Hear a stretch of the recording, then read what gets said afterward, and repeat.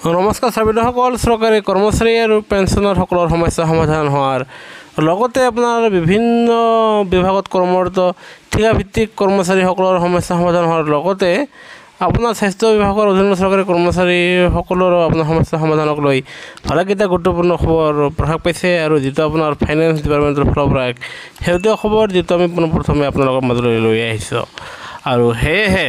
আপোনাৰ ফাইনেন্স বিভাগৰ সেই নোটিছ মৰ্মে আপোনাৰ ইয়াত চাব যোৱা 10 তাৰিখ 4 মাহ 2024 তাৰিখে প্ৰকাশিত এক শেহতীয়া বিত্ত বিভাগৰ জাননী আৰু এই জাননীখনত আপোনাৰ কৰ্মচাৰী আৰু পেঞ্চনাৰসকলৰ লগতে ঠিকাভিত্তিক কৰ্মচাৰীসকলৰ লগতে আনহাতে স্বাস্থ্য বিভাগৰ অধীনৰ NHM কৰ্মচাৰীসকলৰ সমস্যা সমাধানৰ বাবে আপোনাৰ বিভাগে আপোনাৰ বিষয়ে নিযুক্তি কৰি দিছে আৰু তেওঁলোকে নিৰ্দিষ্ট দিনৰ ভিতৰত সেই সমস্যাসমূহ আপোনাৰ সমাধানৰ বাবে পদক্ষেপ গ্ৰহণ কৰিব আৰু সেয়েহে এয়া চাওক আমি আপোনালোকক পোনে সেয়া দেখুৱাইছোঁ এয়া চাব প্ৰথমতে আমি ক'বলৈ ওলাইছোঁ এয়া sub revision of allowances to state gov employees তাৰমানে আপোনাৰ ৰাজ্য চৰকাৰৰ অধীনৰ চৰকাৰী কৰ্মচাৰীসকলৰ তেওঁলোকে যি পাবলগীয়া আন আপোনাৰ এলাউন্সসমূহ আছে ভাত্তাসমূহ আছে যাতে সেয়া সোনকালে মোকলাই দিয়ে আৰু তাৰ বাবে এয়া চাব 4জনীয়া আপোনাৰ বিষয় নিযুক্তি কৰি দিছে আৰু বিষয়সমূহ হ'ল আপোনাৰ IAS বিষয়া আপোনাৰ তেওঁলোকে সমস্যাসমূহ এয়া চাব 15 দিনৰ ভিতৰত সেয়া আপোনাৰ তুলি ধৰিব আৰু সেয়েহে কৰ্মচাৰীসকলৰ এলাউন্সসমূহ তেওঁলোকে অতি শীঘ্ৰে পাবলৈ সক্ষম হ'ব এতিয়া আমি আপোনালোকক আন এক খবৰ দিবলৈ ওলাইছোঁ সেয়া চাব আপোনাৰ কৰ্মচাৰীসকলৰ amending CCL and other leave rules তেওঁলোকৰ যি আপোনাৰ CCLৰ নিয়ম আছে আনহাতে যি আন নিয়মসমূহ আছে সেয়া সমাধানৰ কাৰণে আপোনাৰ 15 দিনৰ ভিতৰত সেয়া আপোনাৰ নিষ্পত্তিকৰণৰ কাৰণে এয়া চাব আপোনাৰ 2জন বিষয়া নিযুক্তি কৰি দিছে আৰু যাৰ ফলত আপোনালোকৰ সমস্যাসমূহ অতি শীঘ্ৰে সমাধান হ'ব আৰু এতিয়া আমি ক'বলৈ ওলাইছোঁ আপোনাৰ পেঞ্চনাৰসকলৰ লগতে আপোনাৰ কণ্ট্ৰাকচুৱেল এমপ্লয়ীসকলৰ সমস্যাসমূহ সমাধানক লৈ সেয়েহে গুৰুত্বপূৰ্ণ ভিডিঅ' শেষলৈকে চাব কিন্তু এইখিনিতে এটা অনুৰোধ বহুতো মানুহে আমাৰ ভিডিঅ' চায় কিন্তু অধিকাংশ মানুহে আমাৰ চেনেলটো এতিয়া ছাবস্ক্ৰাইব কৰা নাই সেয়েহে আমি আশা ৰাখিছোঁ আপোনালোকে চৰকাৰী কৰ্মচাৰী আৰু পেঞ্চনাৰসকলৰ প্ৰতিটো শেহতীয়া খবৰ তথ্যসকলে আগত পাবলৈ আনহাতে কৰ্মচাৰীসকলৰ প্ৰতিটো শেহতীয়া খবৰ আপোনালোকে আপডেট থাকিবলৈ আমাৰ চেনেলটো লাইক এটা দি ছাবস্ক্ৰাইব কৰিবলৈ নাপাহৰিব ছাৰ বাইদেউসকল এয়া চাব পেঞ্চন পে'মেণ্ট থ্ৰ ট্ৰেজাৰী যাতে পেঞ্চনাৰসকলে পেঞ্চন ট্ৰেজাৰীৰ জৰিয়তে লাভ কৰে ইয়াকে লৈ আপোনাৰ এই 4জনীয়া বিষয়াক নিযুক্তি কৰি দিছে তেওঁলোক আপোনাৰ দিলীপ বৰা আপোনাৰ ছেক্ৰেটাৰী ফাইনেন্স বিভাগৰ আৰু পৃথ্বীশ কুমাৰ চাকি তেওঁ ডিৰেক্টৰ অফ একাউণ্টেণ্ট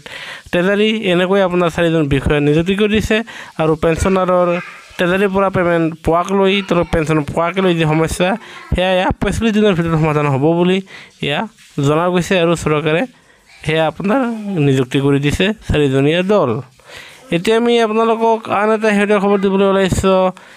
সেয়া হ'ল আপোনাৰ ষ্ট্ৰিমিলিং পে'মেণ্ট অফ ৰিমিনেশ্যন টু কণ্ট্ৰাকচুৱেল এমপ্লয়িজ ৱাইজেছ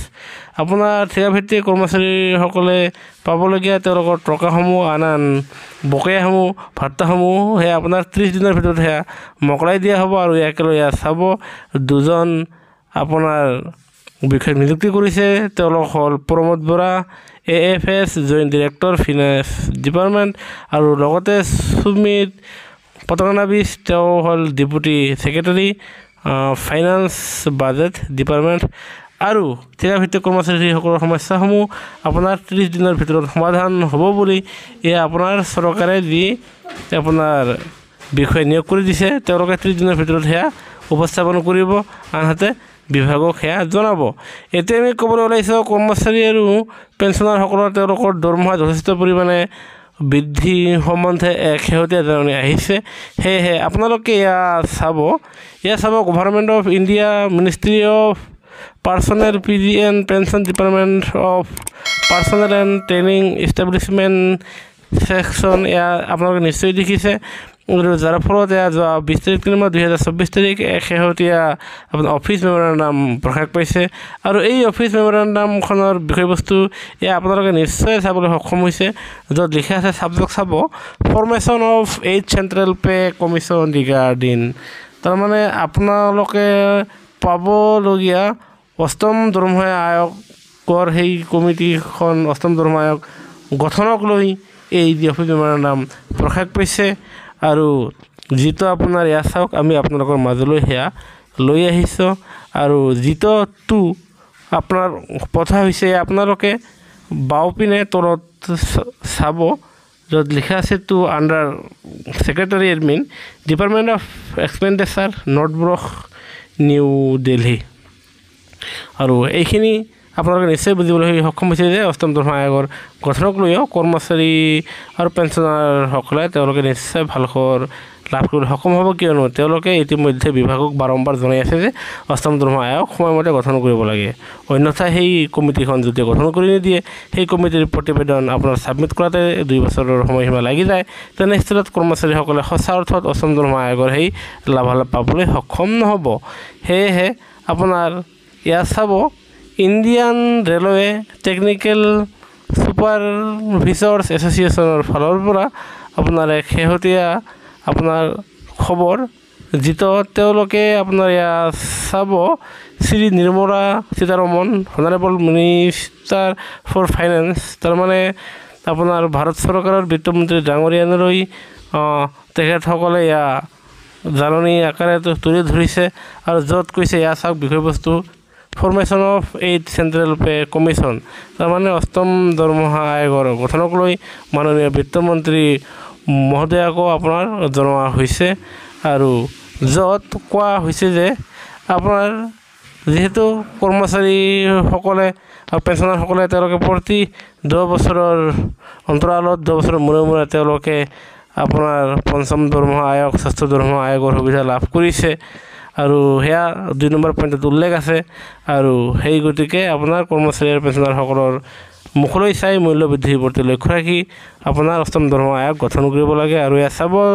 আপোনাৰ 3 নম্বৰ পইণ্টত লিখা আছে যিহেতু 1 তাৰিখ 1 মাহ 2006ত আপোনাৰ এয়া আপোনাৰ পঞ্চম দৰমহা আয়োগ গঠন কৰাৰ লগতে আপোনাৰ 5 নম্বৰ পইণ্টটো চাব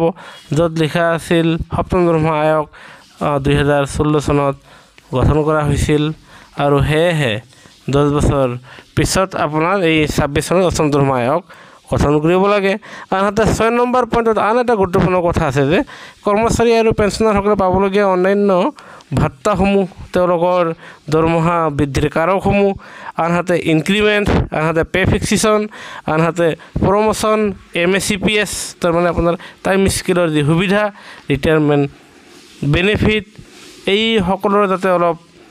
চৰকাৰে চালিজাৰি চাই বৃদ্ধি কৰা হয় সেয়াও আপোনাৰ বিভাগক জনাইছে আৰু সদৌ আপোনালোকে এয়া 8 নম্বৰ পইণ্টটো চাব য'ত লিখা আছে যাতে চৰকাৰে অতি শীঘ্ৰে মূল্য বৃদ্ধিৰ প্ৰতি লক্ষ্য ৰাখি কৰ্মচাৰী আৰু পেঞ্চনাৰসকলৰ অষ্টম দৰমহা আয়োগৰ কমিটিখন অতি শীঘ্ৰে গঠন কৰি দিবলৈ আপোনাৰ জনা হৈছে যাতে